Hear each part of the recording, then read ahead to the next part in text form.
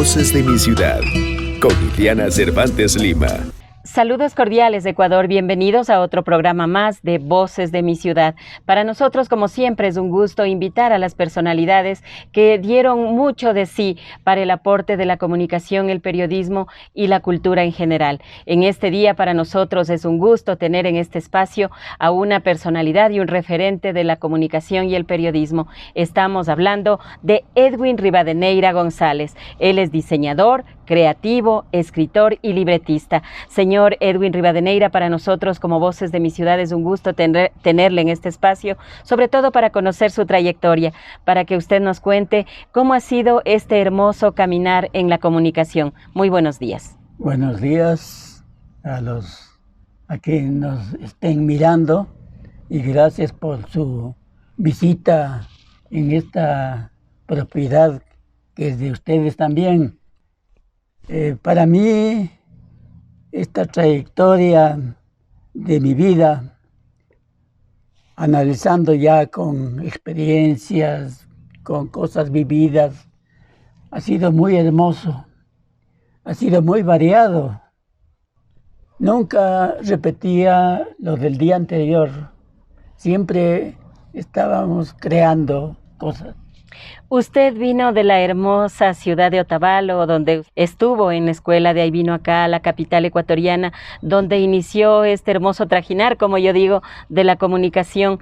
¿Cómo usted se dio cuenta de que era bueno para esto del diseño, de la creatividad, también de las letras, porque usted es un excelente libretista? Bueno, todo nació al azar. Desde la niñez me encantó dibujar. A lo mejor todavía no salía lo de creativo. Después, aquí en Quito, fue un descubrimiento cada cosa. Las revistas, periódicos, de todo lo que veía estaba aprendiendo. No miraba por mirar, sino que analizaba y después aplicaba esas experiencias. En este caso, una persona que tuvo mucha influencia en usted es el doctor Asdrúbal de la Torre. ¿Podría comentarnos también este acercamiento y esta familiaridad que existe con este excelente caricaturista, es periodista también y también un experto en cuestiones de salud, tomando en cuenta de que él es médico y fue ministro de Salud? Sí, él es primo en segundo grado. Y él siempre estuvo vinculado conmigo, preocupado por mí. No preocupado en el sentido ese de preocupación, sino siempre estaba atento a mis actividades. Y él me llevó a muchas cosas. En este caso, en este acercamiento que hubo con el doctor Asdrúbal de la Torre, usted también estuvo en sitios donde él también laboró. ¿Podría comentarnos sobre esto? Sí, él siempre me llevó, quería tenerme a mí cerca, porque seguramente veía en mis aptitudes, ¿no? Y claro, apliqué siempre cosas mías en lo que él me llevaba. Suerte para mí y cada vez escalaba más y más en las experiencias.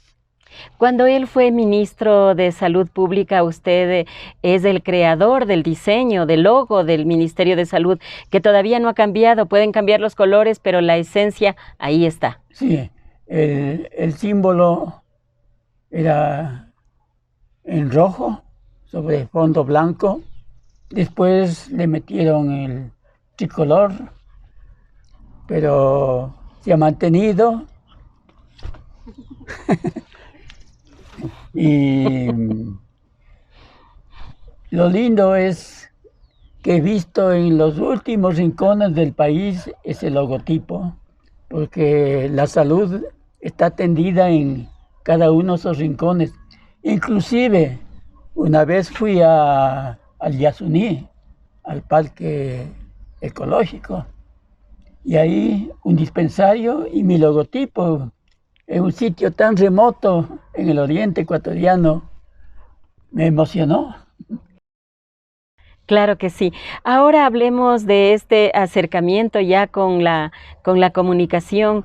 ¿Cómo se dio su ingreso a Diario El Comercio de la capital ecuatoriana, tomando en cuenta de que usted es el primer diseñador aquí en el Ecuador, el primer diseñador que usted se dio cuenta en un taller que dieron en Ciespal, y ahí pudo ver que usted fue el iniciador de esta hermosa creatividad? Sí, yo soy el más antiguo diseñador gráfico y me han preguntado que dónde estudié. No había dónde estudiar. Fue el ir descubriendo por mí mismo cada paso del diseño gráfico. Después mi hija, la última hija mía, estudió en una universidad aquí en Quito y estudió todas las cosas que yo fui descubriendo poco a poco. Ella, claro, ya se metió a la técnica, a lo digital, la cosa que yo ya un poco me detuve ahí, O sea, porque ya no soy apto para tanta tecnología, ¿no? claro, es el cambio también, pero sin embargo usted, a pesar de no tener esa tecnología a la mano, usted podía realizar cosas y situaciones que muchas veces con la técnica no se puede. Bueno, se dice que los equipos, la tecnología, nunca será igual que la capacidad humana. Pero para mí la tecnología es fabulosa. Veo películas ahora con una tecnología que Disney ha evolucionado tanto que lo que hacíamos con Aruba de la Torre, dibujos animados, eran los dibujos planos, eran las varias etapas visuales, pero todo plano. Ahora, en cambio, por ejemplo, hay una producción actual inspirada en Colombia, que está inclusive nominada al Oscar de este año, donde se ve la pureza total del dibujo animado, que hay inclusive hasta luces, sombras, lo que antes no había en Disney, ¿no? A pesar de lo avanzado. Ahora se ve increíbles resultados que a uno le asustan, porque de cuando nosotros hacíamos dibujos animados a lo que ahora hace Disney con la tecnología actual, uno se queda loco, Claro, sorprendido, porque ya es casi real. claro, como que va venciendo, ¿no? Ese límite entre lo real y lo ficticio. Sí, así es. Señor Edwin Rivadeneira González, una consulta. Usted elaboró durante muchos años en el matutino quiteño Diario El Comercio, donde usted pudo conocer a muchas personalidades del periodismo, como por ejemplo podríamos hablar el doctor Enrique Echeverría, Jorge Rivadeneira, Gabriel Garcés, entre otros. Usted, con estas personalidades que se los veía tan serios, ustedes fundaron una revista que tiene mucho para contar usted, que se llamaba la revista La Bunga. ¿Podría comentarnos sobre eso? Bueno, la revista La Bunga, que yo tengo, inclusive el machote, el proyecto de la revista que hizo Adelúbal de la Torre, ahí se armó un equipo increíble. Yo era el más joven de todos. Excelentes periodistas. Muchos de ellos no estudiaron periodismo, porque no había escuela de periodismo, escuela de comunicación social, pero eran hechos a la escuela del día a día, ¿no? En el diario, en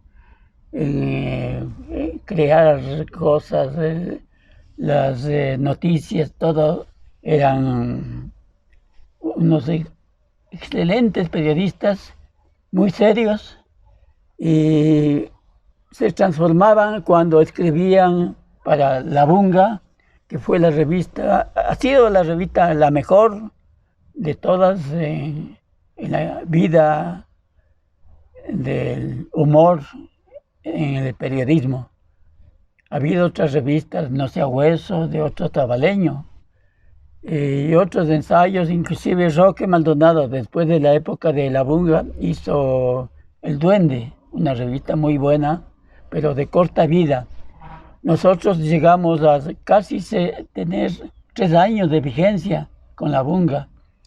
La revista que llegó a tener excelente circulación a nivel nacional, solamente superada en circulación por Vistazo. Que era ya un logro, pues Vistazo era posicionada, claro, una revista muy, muy valorada hasta la actualidad. Así es. Muchas revistas humorísticas o no humorísticas no pasaban del segundo número. No llegaban al tercer número. Por eso La Bunga comenzó con el número 3, saltando esa valla. Para que no le vaya mal. Para que no, para que en no el 1 nos el vaya 2 mal, desaparezca. Sí. Me acuerdo, colaboré en una revista en Nueva York. Yo era el corresponsal de Estados Unidos en Nueva York. Esa revista no pasó del primer número, pero por una razón poderosa. El segundo número que ya se estaba preparando ya no pudo salir porque hubo el asunto de las Torres Gemelas, en que muchas cosas, muchos proyectos se fueron al diablo. Señor Edwin Rivadeneira, cuéntenos, ¿y cómo estos personajes que se los veía, como le decía en la pregunta anterior, tan serios lograban hacer una revista humorística? ¿Cómo, por ejemplo, al doctor Enrique Echeverría siempre se lo veía muy serio, sí, muy correcto, muy... ¿Cómo lograba? Como era abogado, ¿no? Inclusive él se transformaba, cada uno se transformaba escribiendo humor. Inclusive desde el doctor Enrique Echeverría, una hija escribía también, la Brujilda, que era la dama coqueta encopetada en sus textos, ¿no? Pero ella era asimismo una chica muy seria en su trajinar diario. Pero se transformaban escribiendo cosas lindas, ¿no? ¿Quiénes nomás estaban ahí? Usted nos dice que estaba el doctor Asdrúbal de la Torre, estaba sí, también el señor Gabriel Garcés, Jorge Rivadeneira. Estaba también Marco Ordóñez, que yo me he olvidado en nombrarle. Estaba Santiago Hervis, que era serio, ¿no? Gabriel Garcés, Polvorín, Roque Maldonado, que era el brazo derecho, siendo él zurdo, era el brazo derecho de la revista. Asdrúbal de la Torre, no se diga.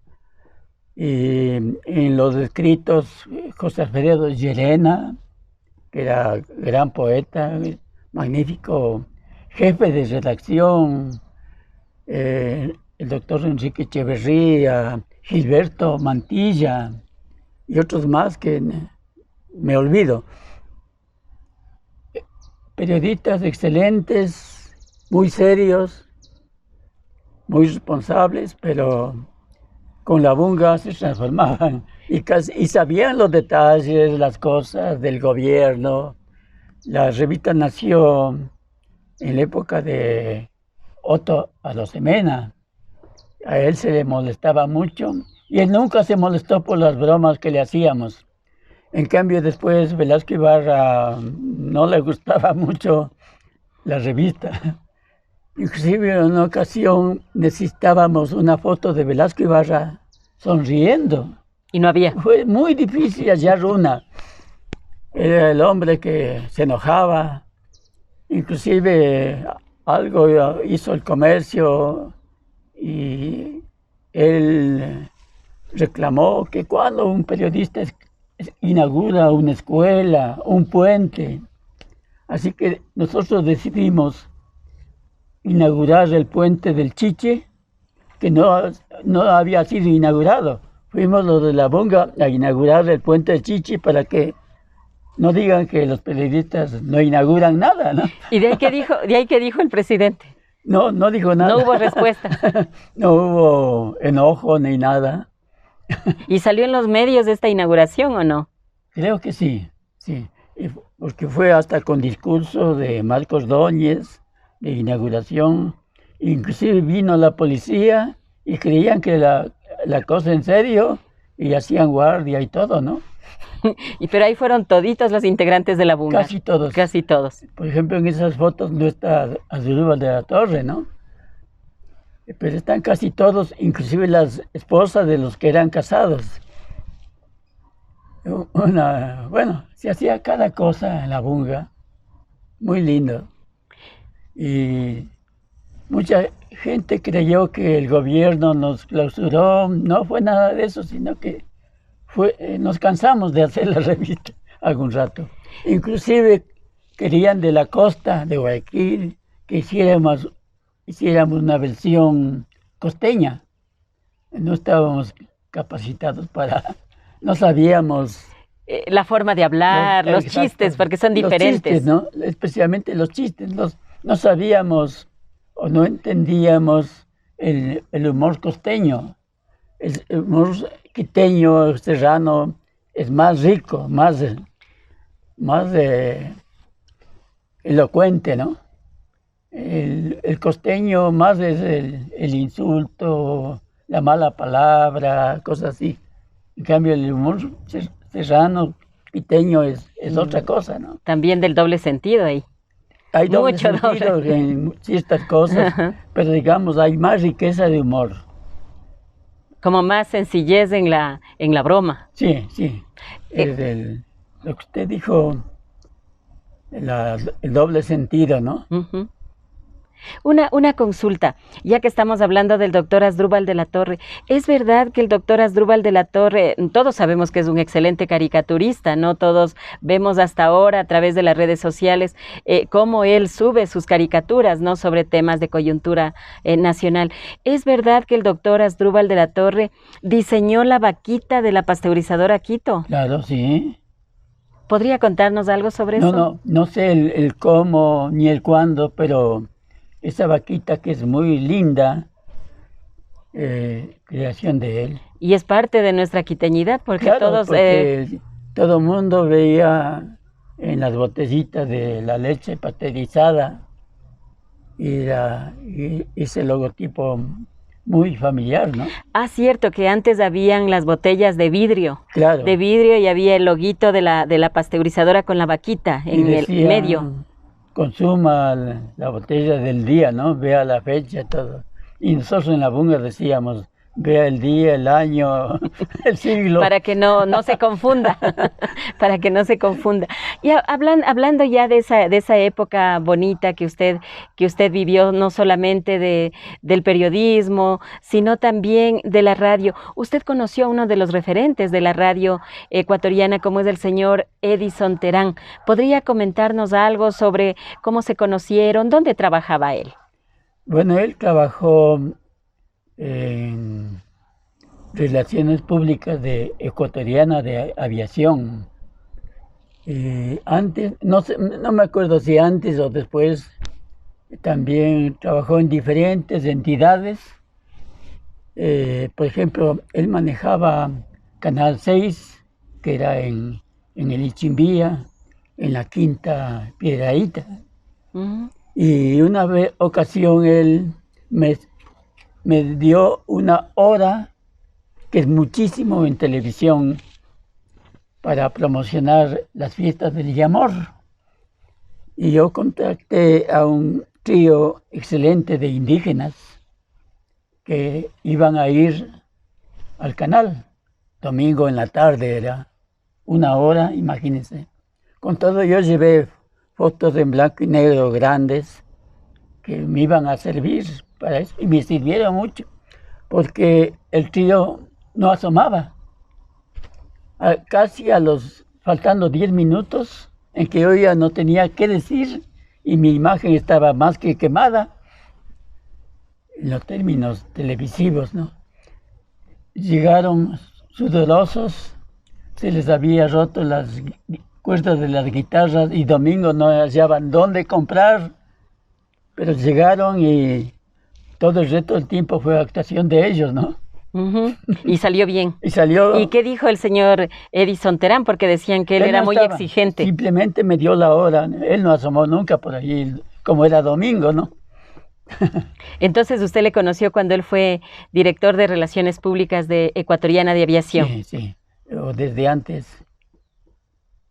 Y la esposa, me acuerdo, iba con su equipo de ballet.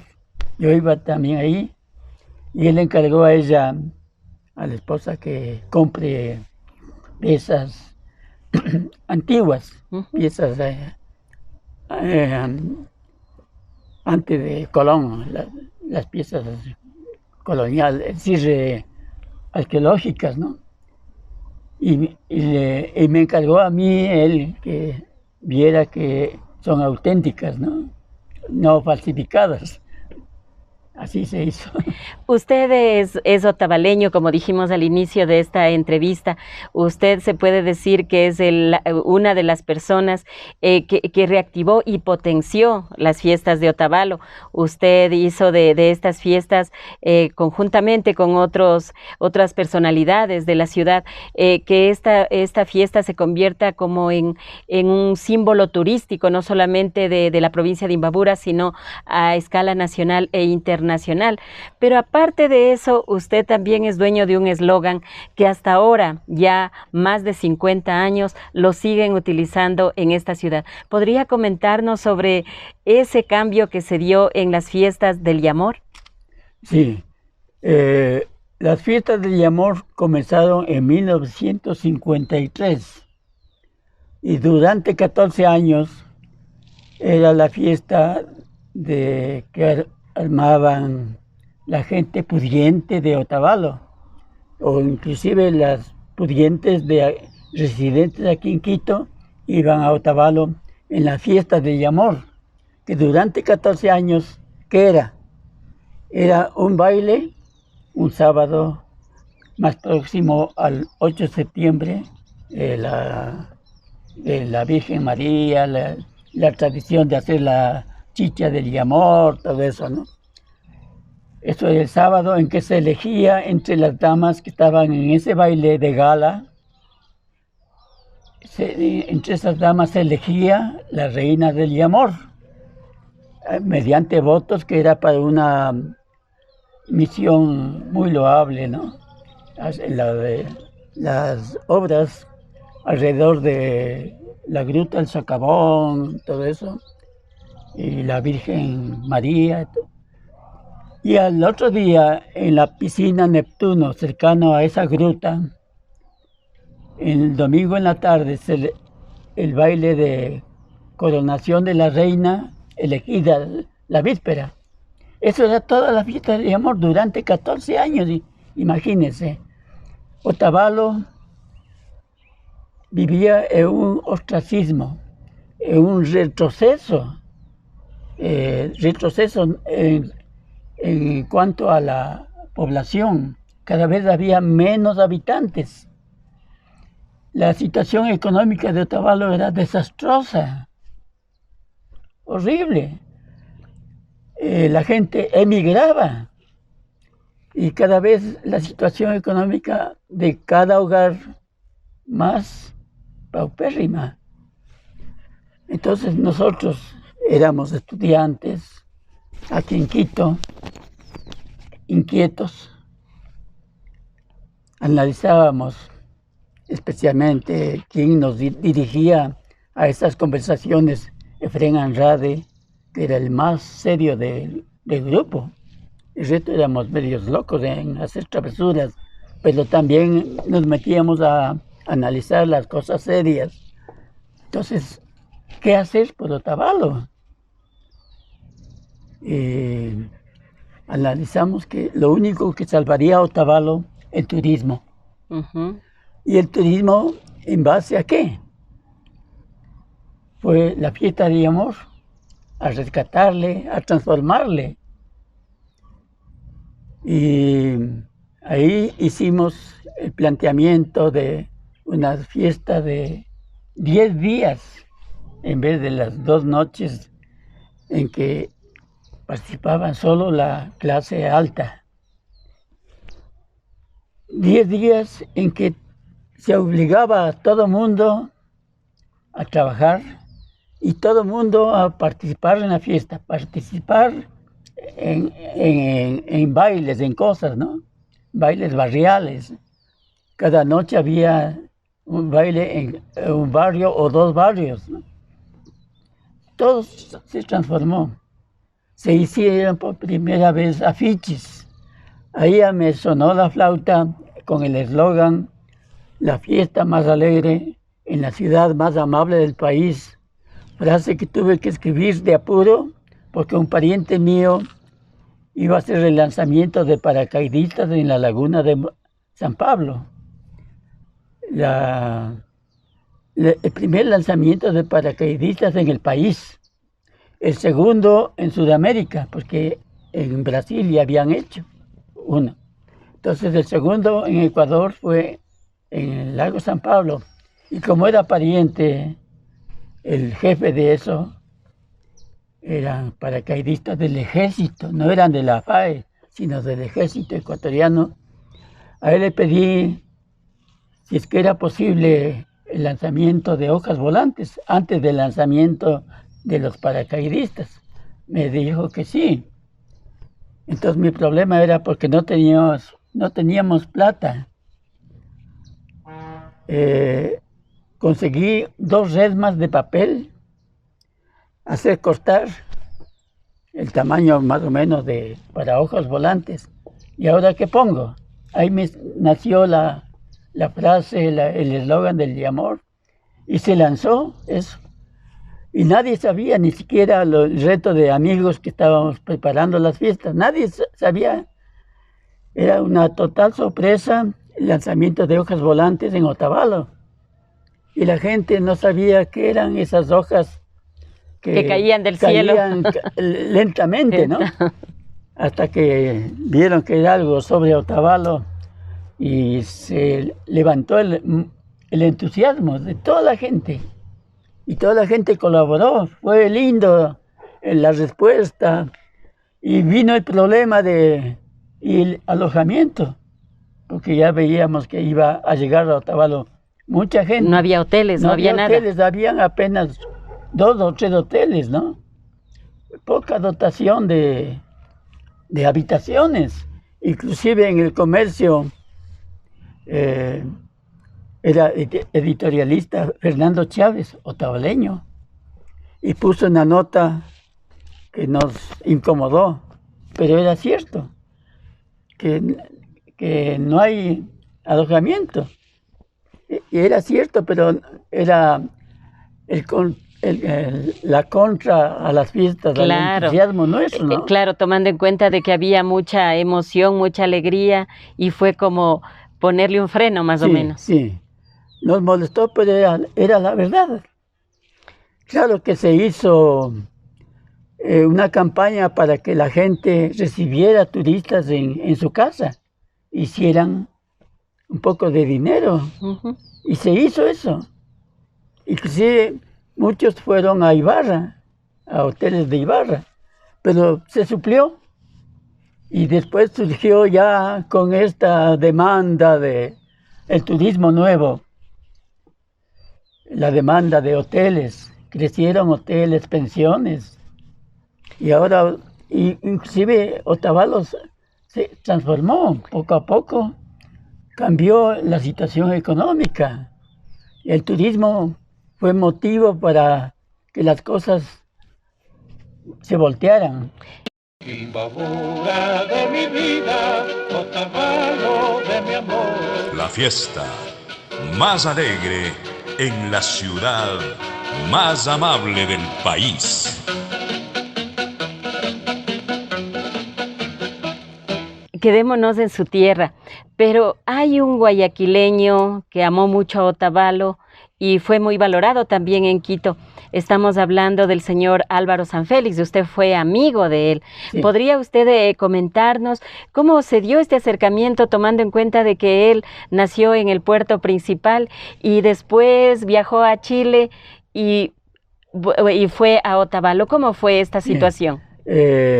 Hugo Cifuentes, el famoso fotógrafo, del que aprendí fotografía y aprendí la pintura, porque le acompañaba a él con un baldecito de agua que salía en Otavalo a los alrededores a hacer unas acuarelas excelentes.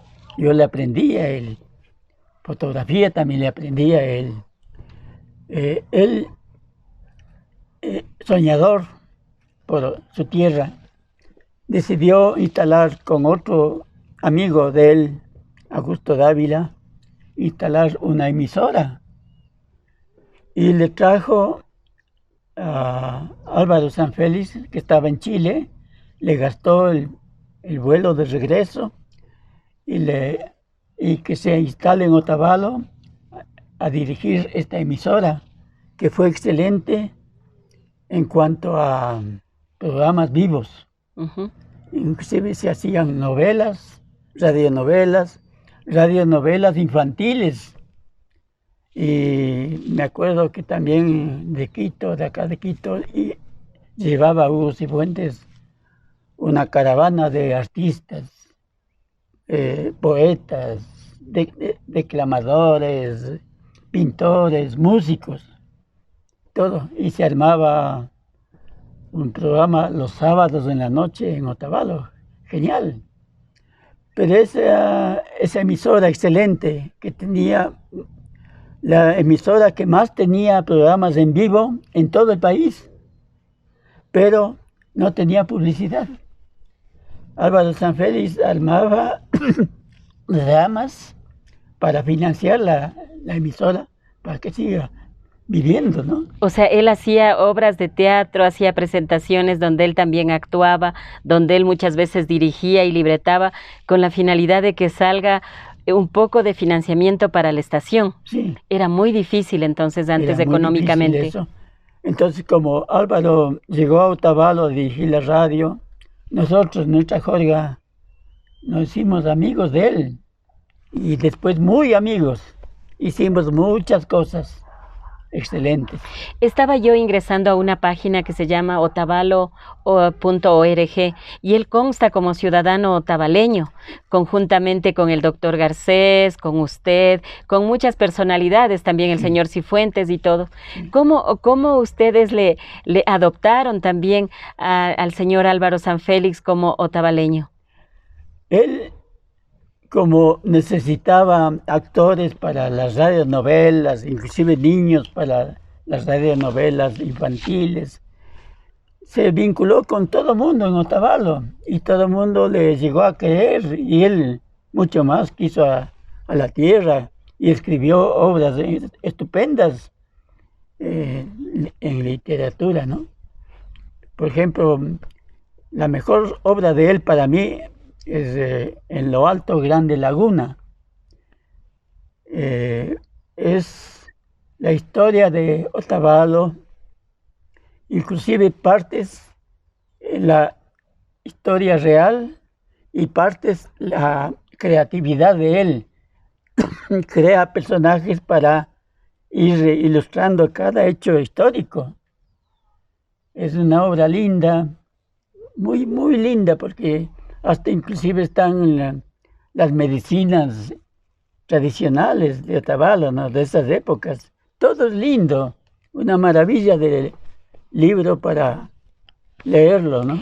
Hemos hablado sobre Otavalo, hemos hablado sobre Quito, pero nos estamos olvidando de un sitio que es fundamental y dicen que es el crisol de la nacionalidad ecuatoriana, que es el centro del Ecuador desde donde se puede plasmar y desplazar a las diferentes regiones. Estamos hablando de Santo Domingo de los Áchilas, que es actualmente, y usted ha conocido también y fue gran amigo, es gran amigo del señor Olger Velastegui Domínguez. ¿Podría comentarnos algo sobre don Olger? ¿Cómo usted logró este acercamiento también para poder usted compilar todos los libros, todos los textos del señor Olger Velastegui Domínguez?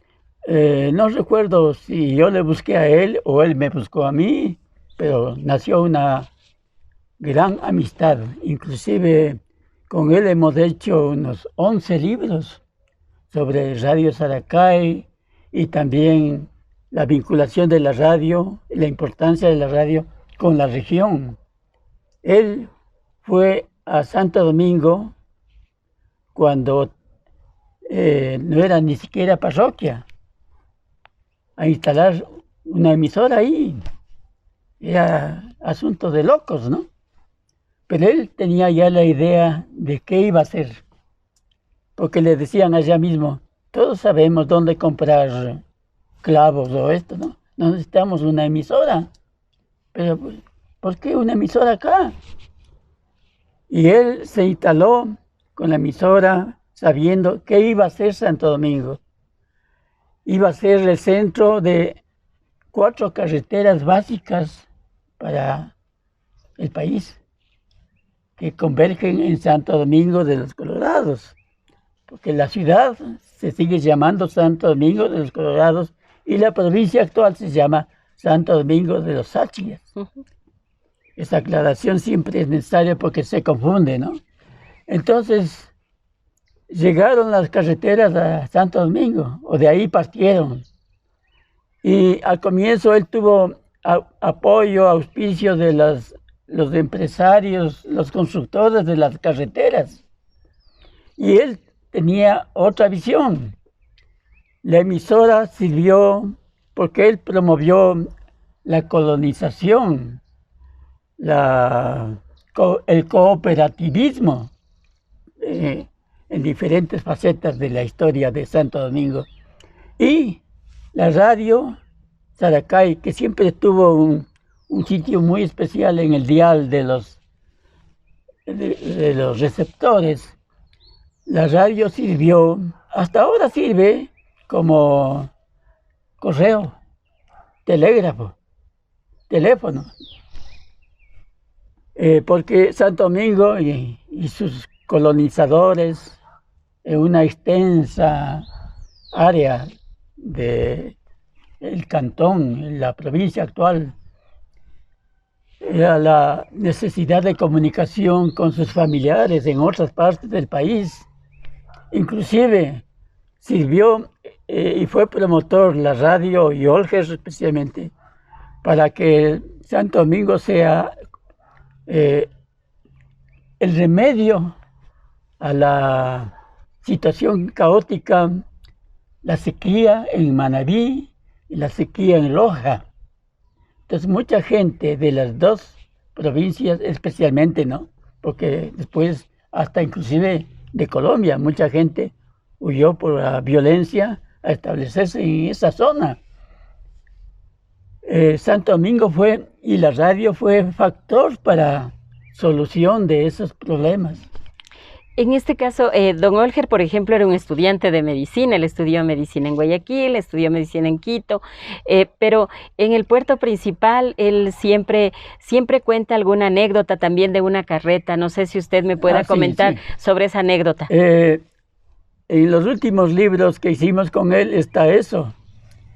Él, para estudiar medicina, claro, le ayudaron familias de él en el alojamiento. Pero él necesitaba ganar dinero, algo, porque estudiar medicina es libros y muchas cosas costosas. Entonces fue a buscar en librería Selecciones, que era una empresa importante de revistas y libros. Le dijeron, sí, le damos trabajo, pero tiene que comenzar desde abajo.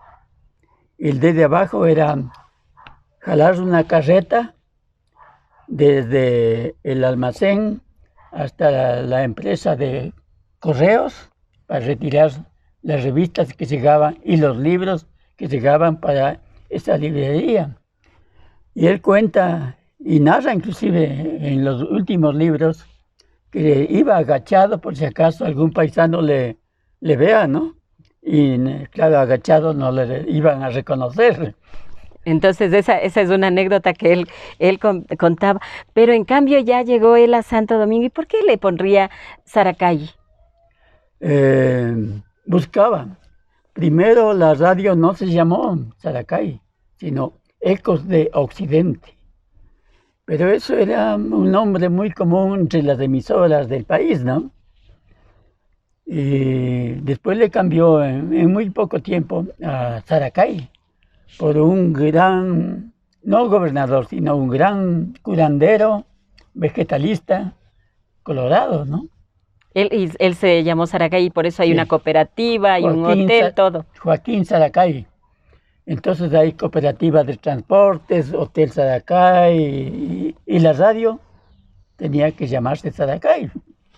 ¿Y por qué siempre dicen que la radio Saracay tiene las antenas más altas, tienen el atacazo? ¿Podría comentarnos sobre eso? Ah, ya no tiene, ya no necesita Ya no. eso, Ah, ya ahora la es tecnología ya ganó. digitalizado. Pero hasta que tuvo, ¿cómo Pero fue? Cuando tuvo antenas en el atacazo, eran las antenas más altas de América. Inclusive en un sector donde era de estrategia militar, en el atacazo, casi la cumbre. Y una vez inclusive que subimos allá, porque él construyó su caseta de transmisores, que el viento les llevó, le sacó como una muela del monte, ¿no? No quedó nada de la caseta, entonces tuve que hacer otra donde el viento no le afectara. Y yo hice una vez una foto, me trepé un poco más arriba del sitio de donde estaba la antena y en primer plano se veía nieve, la nieve que de repente cae en esa cumbre, ¿no? Y esa foto sirvió mucho porque impresionaba que las antenas estuvieran junto a la nieve. Claro. En este caso, usted habló al inicio de esta entrevista que hablamos sobre don Olger, que él fue el que lideró la colonización en esa zona. ¿Qué papel fundamental tuvo, por ejemplo, el IERAG ahí? El IERAG era el organismo del Estado para, claro, oficializar, ¿no? Primero la colonización, después Olger con su radio impulsó el cooperativismo, que era fantástico y necesario. Siempre ha estado la radio impulsando cada etapa. Don Olger manifiesta de que esa zona era como una selva. Era como una selva Claro. donde lo que se miraba eran árboles grandes y unos más grandes que otros. Sí. Pero, ¿cómo se conocieron con la señora Angelita? Porque si tomamos en cuenta que si es que se proyecta don Olger, él siempre estuvo acompañado de la señora Angelita. Ella siempre estuvo apoyando y siempre también estuvo liderando los proyectos que él tenía. Sí, doña Angelita, profesora, y llegó a Santo Domingo como profesora también, ¿no? Y también como ella leía y tenía muy buena voz y buena manera de leer, Olger le propuso la locución en la radio. Y después, como él mismo dice, cásate con la mejor amiga. Era la mejor amiga, doña Angelita, y se casó con ella. Y él cuenta que no tenía nada de nada. Entonces se casó y comenzaron a comprar cosas para el hogar nuevo, flamante, ¿no?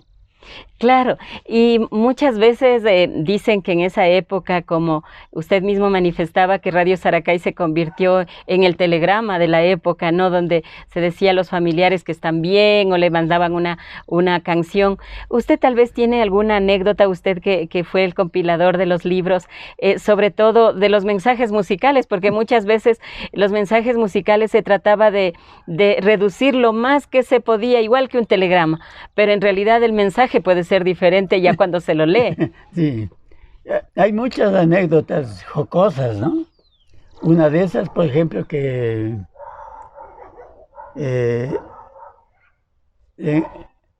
va Olger a la radio y estaba el portero del locutor.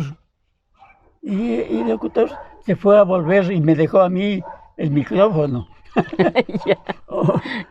O O la secretaria que cogía el parte mortorio y se olvidó de escribir el nombre del difunto. Y ese cómo es, y ese que dice que se quedó por bestia, algo así. No sé si podría hacernos acuerdo. Por cortar el texto, como usted dice, un mensaje musical, pues, ¿no? Porque era como un disco, se acompañaba cada mensaje. Era que alguien mandó el recado de que no voy a ir por bestia. Y realmente cortó lo que él quería decir. No voy a ir porque no había un caballo, ¿no? Claro. Y el mensaje se distorsionó. El mensaje era, no voy por bestia.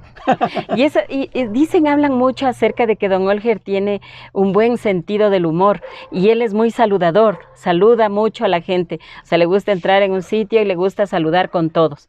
¿Esa es su característica? Sí, él es muy dado a hacer amistades, ¿no? En donde sea. Yo viajé con él a muchas partes, a muchos países. Y él buscaba amistades hasta donde no hubiera. Muy amigable, un carácter muy lindo, ¿no? Usted ha sido amigo de personalidades de la comunicación, del diseño, de la radiodifusión. ¿Cómo se siente usted del camino transitado? ¿Cómo se siente usted de haber sido parte también de esa época bonita de estos personajes que hemos hablado? Bueno, he hecho muchas amistades importantes que me halaga. Yo tenía, por ejemplo, no tenía miedo a quedarme sin un trabajo, porque siempre tenía otra posibilidad. Siempre había algo nuevo para mí. Lo que dije antes, nunca hice lo del día anterior. Siempre estaba haciendo cosas nuevas. Esa era mi vida. Siempre creando. Sí. Señor Edwin Rivadeneira González, nosotros como Voces de mi Ciudad queremos agradecerle por esta entrevista y sobre todo por habernos dado esa apertura, ¿no?, de contarnos su trayectoria y aparte de eso, los personajes con los que usted laboró o con quien contó con su amistad. Gracias a usted, Ilianita, y gracias por venir a mis recintos, a mis modus vivendi, ¿no? Estoy muy agradecido por lo actual y también por todo lo que usted ha hecho antes para mi persona. Cosas para que se conozcan. A veces resultan entrevistas largas, pero lo que decía mi hija, pero son variadas, no cansan. Ojalá esto tampoco canse. Claro y que gracias a usted. No van a cansar porque esto es la esencia y parte también de esta historia contada, ¿no? De la importancia que tiene también la oralidad. Muchas gracias a usted. Gracias. En este día hemos dialogado con uno de los referentes de la comunicación y el periodismo nacional. Estamos hablando del señor Edwin Rivadeneira González. Él es diseñador, creativo, escritor y libretista. Con él hemos dialogado sobre su trayectoria y también la amistad que ha tenido con varios referentes del radioteatro, de la radiodifusión, de la comunicación y del periodismo en general. Amigos oyentes y televidentes, estaremos en una próxima oportunidad con más Voces de mi Ciudad. Que tengan un excelente resto de día. Edwin Rivadeneira es el creador del logo de Radio Saracay. Asegura que la frase "como Saracay no hay" es creación de un oyente.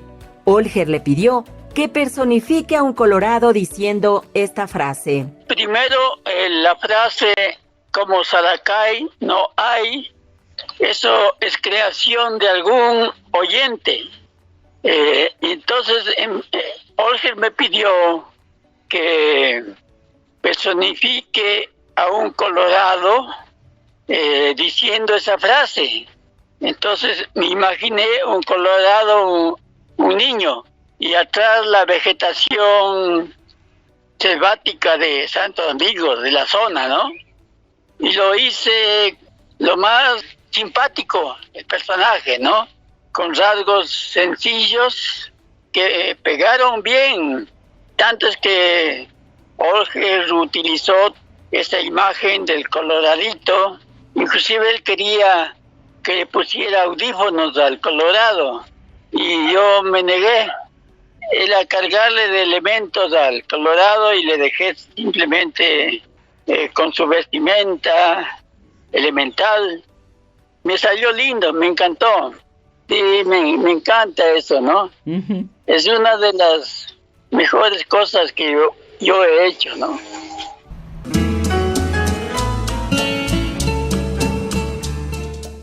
Voces de mi ciudad, con Iliana Cervantes Lima.